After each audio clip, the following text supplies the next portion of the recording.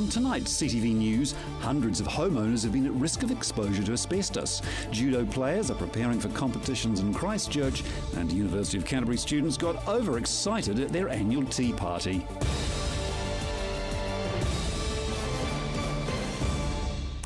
This is CTV News. I'm Grant Mangan. Hundreds of Cantabrians may be at risk of developing lung cancer following exposure to harmful asbestos spores.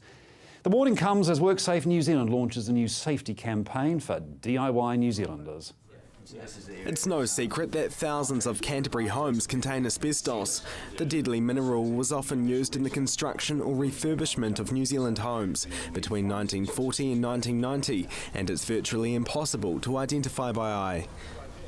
So a new campaign is aiming to teach local residents the danger signs before they start making home improvements. We can't emphasise enough the importance of accurate identification of asbestos. It's tricky material, it's ubiquitous, it's found in many places that people wouldn't expect within the home, and so it's really important that people get it tested. Tradesmen need to know about the risks, but also DIYers, and not just in Christchurch, around the whole country. WorkSafe New Zealand says that some EQC and EQR contractors have in the past made mistakes when handling and identifying asbestos. However, the quality of the work has improved in the last 18 months. We're still getting failures, I have to say that, and that's disappointing, and it's mainly around a failure to identify it properly before work commences. Asbestos only becomes a health risk if it's broken up or disturbed.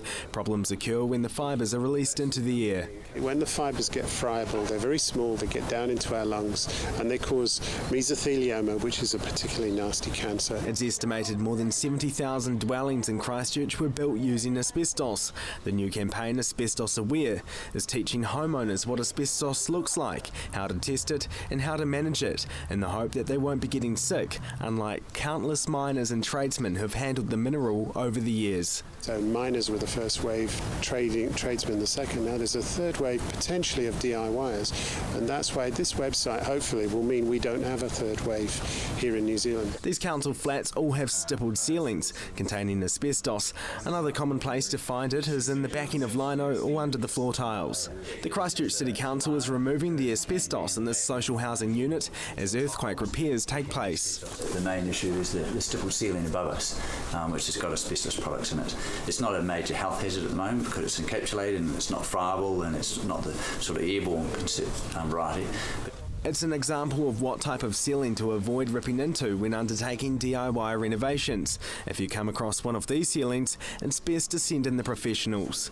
And we can either encapsulate it with some paint if that's appropriate, or in another situation I can show where it was flaking and we've scraped it all off and going to re-roof or put a new ceiling up. There are several ongoing investigations into companies and contractors who have mishandled asbestos. However, to date, no one has been penalised. Legislation detailing the handling and removal of asbestos is currently under review. Marcus Gibbs, CTV News. The wool industry has rejected a wool levy.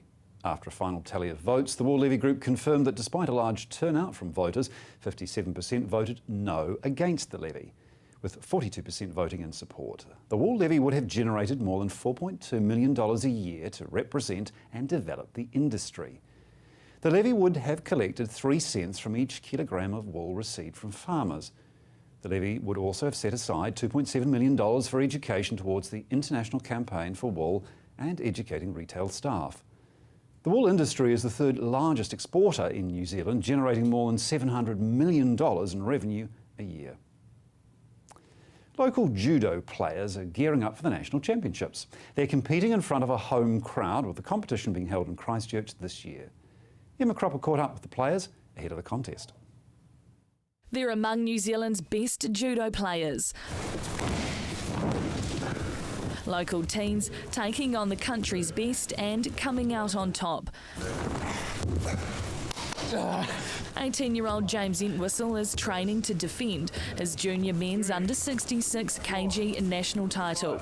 I'm feeling pretty confident, pretty fresh, I've been training really hard, so I think the results will come.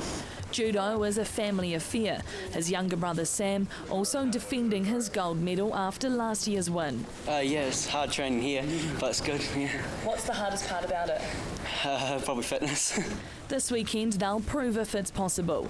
Hundreds of players will converge on Canterbury for the Judo National Championships. It's a great opportunity for our local competitors to really show what they can in front of the home crowd. They travel around New Zealand to compete each year, but these teens have their sights set on the world stage. Well, the dream's obviously the Olympics, but yeah, Commonwealth Games as well would be amazing. Olympics will be real good, and Commonwealth as well. So yeah, so I want to do, yeah. Big dreams. Yeah. And they don't have to look far for inspiration. This year, the New Zealand judo team walked away hauling 5 medals at Glasgow's Commonwealth Games. Christchurch's Jason Costa picking up bronze for his own efforts. We were optimistically targeting 1 or 2, so to be able to get 5, because really it is a minority sport here, it just shows that there is the strength in the individuals. Putting New Zealand on the map and paving the way for local players to compete on the international stage. The great thing is now we've got a lot of pathways for these guys coming through. We've got good connections in Europe and South America so that these guys can export themselves and get exposed to that high level a lot younger. The players will compete for 2 days at Pioneer Stadium, where they're hoping to build on last year's success. Emma Cropper, CTV News. Coming up, local bosses were dropped from the side of a building for charity.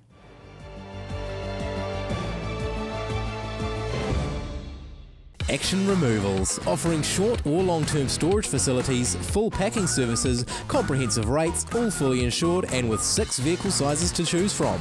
Earthquake repairs? Action Removals pack, move, store and return your valuable possessions stress-free. Action Removals, a family business that has been operating in Christchurch for over 10 years. Action Removals, your one-stop removal service on time, every time. 0800 222 526.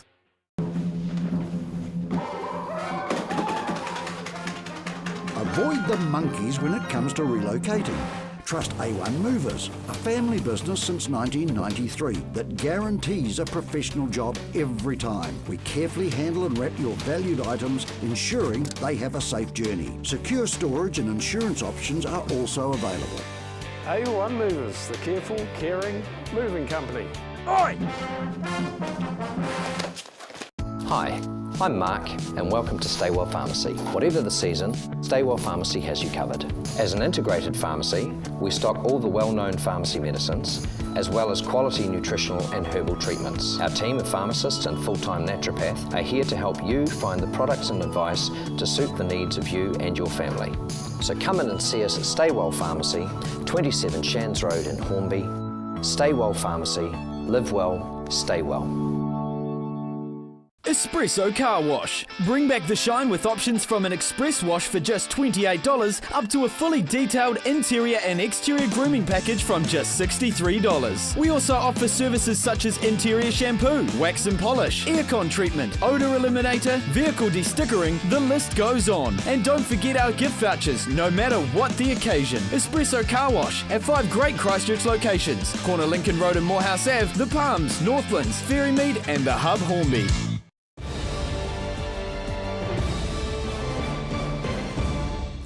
Christchurch City councillors haven't been consulted by Sarah on the future of Victoria Square.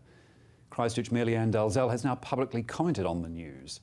She's supporting a wider public consultation around the future of Victoria Square to encourage those with an interest to share their memories and to discuss their aspirations for the space.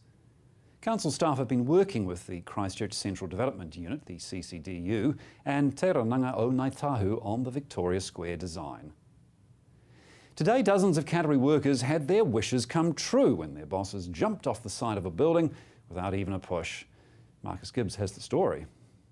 It's normally the employee who is sent over the edge, but today some of the region's top bosses were the ones taking a leap of faith, abseiling down the side of Les Mills in Christchurch's CBD. These bosses raising more than $14,000 for the Foundation for Youth Development Canterbury in the process. We're all about challenges and kids being resilient, confident and pushing themselves and we think this is a really good example to them. It's not an easy walk to the top when you know you're about to jump. However, these 2 CTV bosses were both willing to take the plunge. Cool, move your feet down.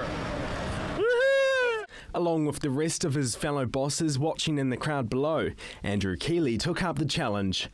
My team, they asked me to jump off. I'm not too sure here now, but here we go. But it's for the kids, FID. So here we go. After a few wobbly steps, Andrew's jumping got a bit out of control, much to the delight of the crowd.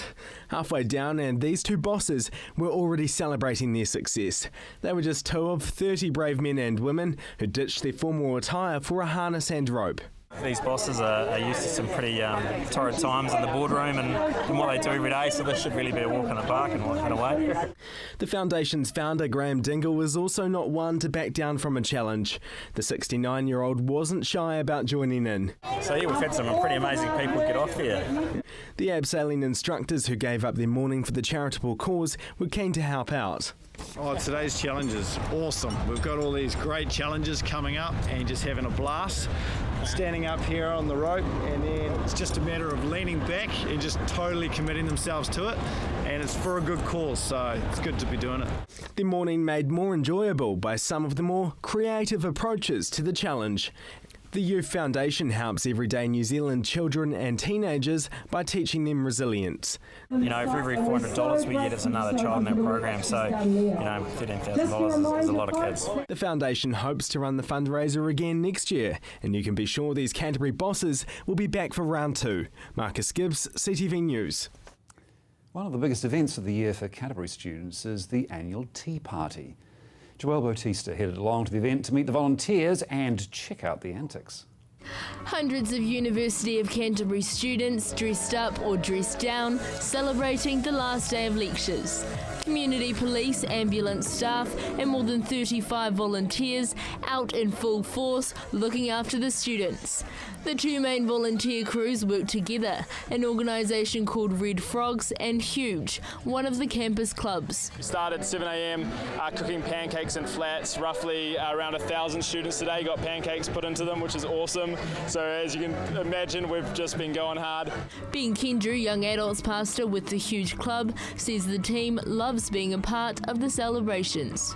This is awesome, always a highlight every year to be a part of a big celebration at the end of the year, and to have our team just making sure everyone stays safe and enjoys themselves, we love it. Yeah. From keeping the students hydrated to cleaning up the venue, these volunteers are passionate. So for us, to be a part of these big events means that our students and our team can feel a part of the activities, but be a part of looking after others, giving them food, giving them water, making sure everyone has a good time. From the ice cream line to the mosh pit, these students are going crazy. Been a fruitful day. I think the highlight of the day was the line, definitely the line. I think it's really well organised and just a great time. Very good, lots of fun. It's great. Messages, drink waters in between beers.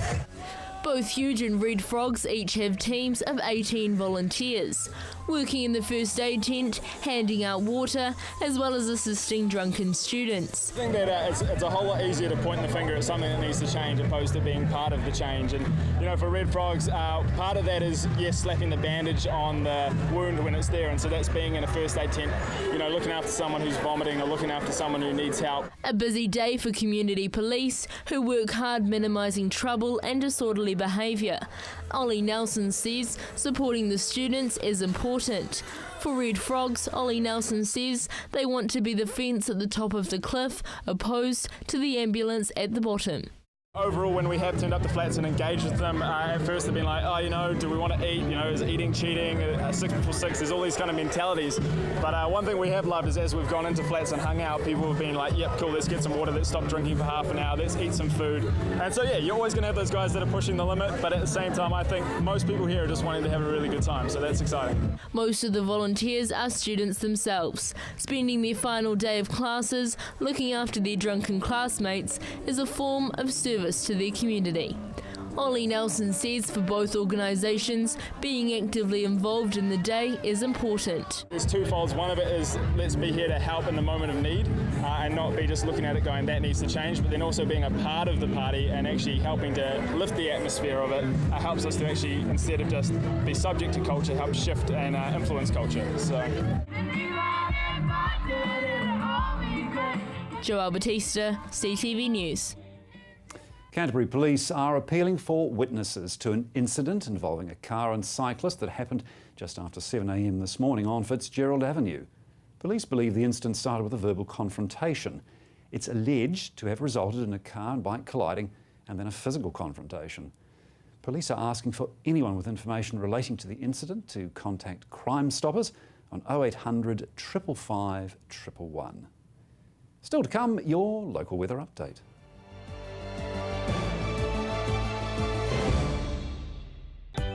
Looking for that perfect gift for a loved one? Wanting to add some vibrance to your home? Or just looking to brighten up your workplace? No matter the occasion, the Hitching Post has something for everyone. Lose yourself in their extensive range of homeware, art, glass and plasma cut metalwork. The Hitching Post is your one-stop shop for great style and quality. So come on down to the Hitching Post, 722 Marshland Road. Hi, I'm Caitlin, the naturopath here at Staywell Pharmacy. Working with the pharmacist, I use herbal and nutritional medicine to recommend natural alternatives for your health. This can be to counteract any side effects of your medication, general health advice, or natural options for you and your family. I'm also available for consultations. So come in and see us at Staywell Pharmacy, 27 Shands Road, Hornby. Staywell Pharmacy, live well, stay well. Espresso Car Wash. Bring back the shine with options from an express wash for just $28 up to a fully detailed interior and exterior grooming package from just $63. We also offer services such as interior shampoo, wax and polish, aircon treatment, odour eliminator, vehicle de-stickering, the list goes on. And don't forget our gift vouchers, no matter what the occasion. Espresso Car Wash at 5 great Christchurch locations: corner Lincoln Road and Morehouse Ave, The Palms, Northlands, Ferrymead and the Hub Hornby.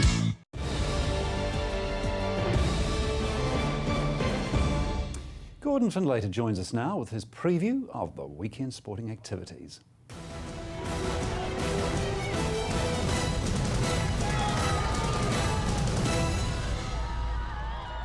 It's finals time in the ITM Cup, with Canterbury needing to turn their fortunes from a fortnight ago and get an all-important win against local rivals Tasman if they are to have a chance of going for a 7th straight national title. After a run of 3 straight defeats, Canterbury got a vital late comeback win against table toppers Taranaki last weekend. Coach Scott Robinson knows the importance of carrying the momentum from the side's last 20 minutes in New Plymouth into tomorrow's clash. Yeah, we've talked about that's how we play, and that's what we can create. Look, we were in 100% line out ball, our scum was strong, and we just didn't quite get the reward when we did make the line breaks until that last 20 minutes, and bang, we're into it. So yeah, it was exciting. It's good to watch. The Red and Blacks will yet again be without the services of Dan Carter, who is still nursing an injury. He's just not right, so we decided to give him more time. Willie Hines returns after a stint on the injury list, and his experience is sure to give the team a lift for the important semi-final. Yeah, it goes all right. You know, like last time we played them, we had our under-19 backline out. So for us to have someone like Willie and his leadership and his understanding and being in so many finals, it's critical for us. Other changes of note from last weekend's game see Richie Mo'unga come in at fullback for Colin Slade, who is on the bench for tomorrow's All Black test, while France-bound Adam Whitelock replaces Rob Thompson in the 12 jersey.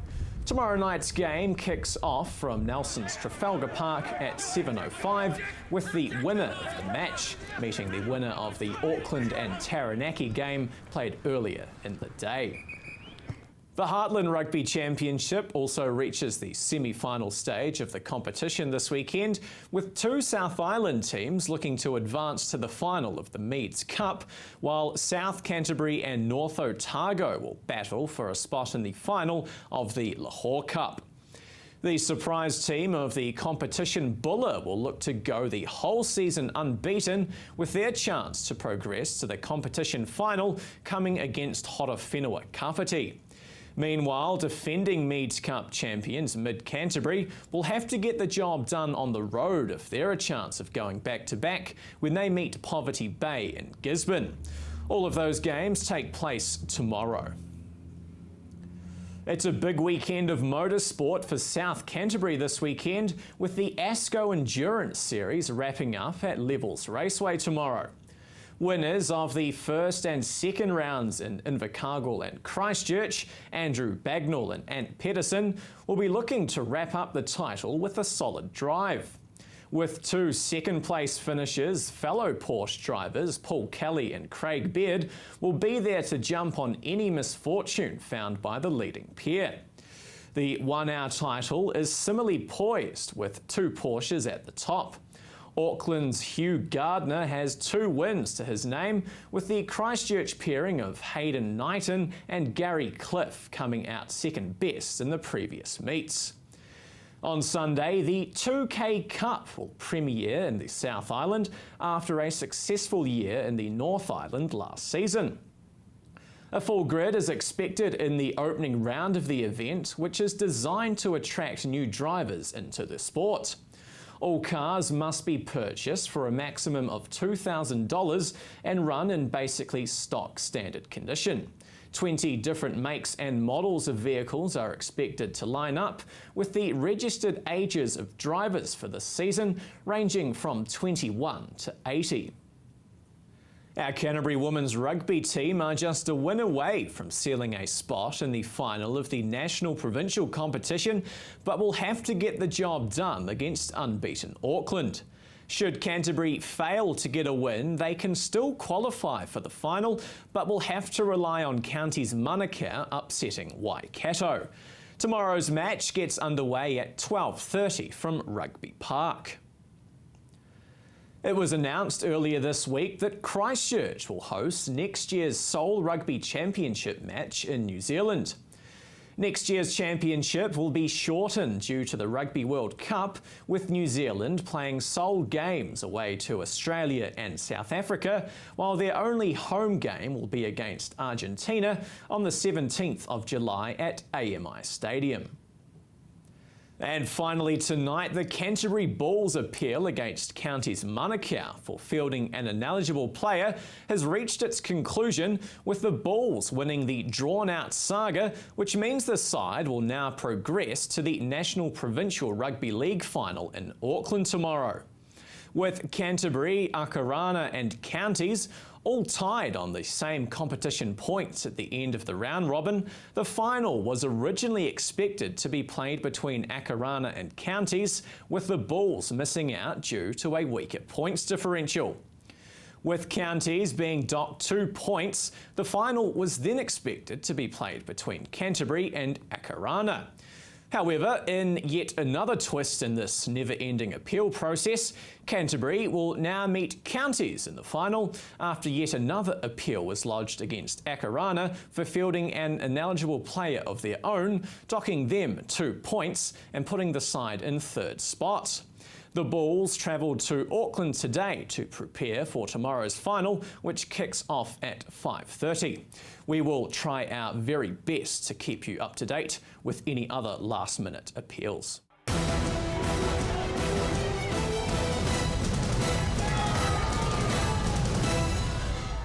Time now to check out your regional weather. Kia ora Canterbury, let's take a look at your region's weather. First in Timaru, 21. Temuka and Geraldine, you had the region's low on 20. Methven, Ashburton and Rikar hitting a sunny high of 21 degrees.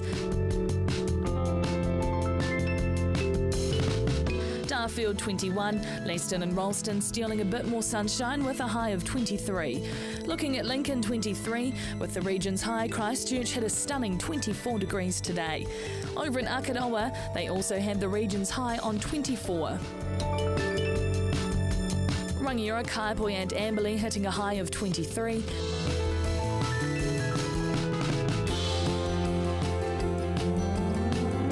Kelvin, Hanna Springs and Cheviot hit the region's low of 20. At the very top in Kaikoura, they hit 22 degrees. But what's in store for tomorrow? In Timaru, cloudy and cold with a few light showers at times. Expect southerly winds, hitting an overnight low of 8 and a high throughout your day of 12.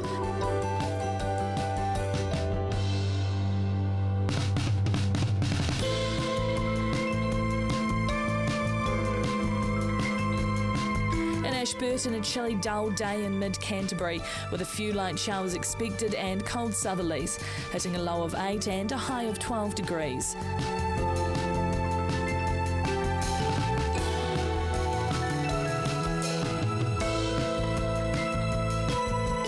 In Christchurch, cold for a change with light showers and light southerly winds, 8 degrees overnight and 12 throughout your day.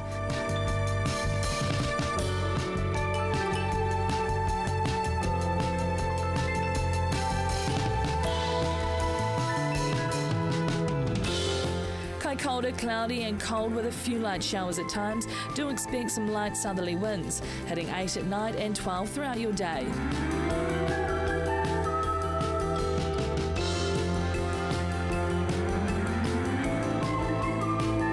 And in other areas around the region, Temuka and Geraldine hit a high of 13. Methven and Ricard a low of 8 and high of 13. Darfield, Leaston and Ralston, cloudy with showers, a high of 13 and low of 8. Looking at Lincoln, a high of 13 and low of 8. Over in Akaroa, showers for most parts of your day, expect a high of 13 degrees. Rangiora, Kaipoi and Amberley, expect showers with a high of 13 and low of 8. Culverden, Hanmer Springs and Cheviot, clouds expected to creep in with a high of 13. And looking ahead for what's in store for the rest of Canterbury. Cloud clearing and sunny periods increasing on Sunday, with moderate northeasterly winds developing. Fine at first on Monday with high cloud and northerly winds, but a period of showers and colder southwesterly winds freshening during the afternoon. Frosts possible at first on Tuesday, then fine and sunny with northeasterly winds and pleasant temperatures. Mostly cloudy on Wednesday with cool temperatures and light southwesterly winds. Mostly fine and sunny on Thursday with milder northerlies developing and some high cloud. Do expect showers and cold southwesterlies at night. And that's all for your region's weather, and this is Grant Mangan's last evening reading the news. Here's a special goodbye from the crew here at CTV. Grant, you're a legend. Thank you so much for all your help over the last year, and I wish you the best of luck with Flame Media. Hi Grant, we're going to miss you so much here at CTV. We've absolutely loved having you in the newsroom. Here's a fun fact for all you watching at home. Grant may or may not wear his slippers when presenting the news each night. Hi Grant, thanks for everything you've done for us this year. We're really going to miss you. Well, that was unexpected, wasn't it? Well, and that's CTV News for Friday. Thank you very much for your company over the last 8 months I've been presenting the news. It has been an absolute pleasure to be with you. I'm still Grant Mangan, however, for the time being. Good night.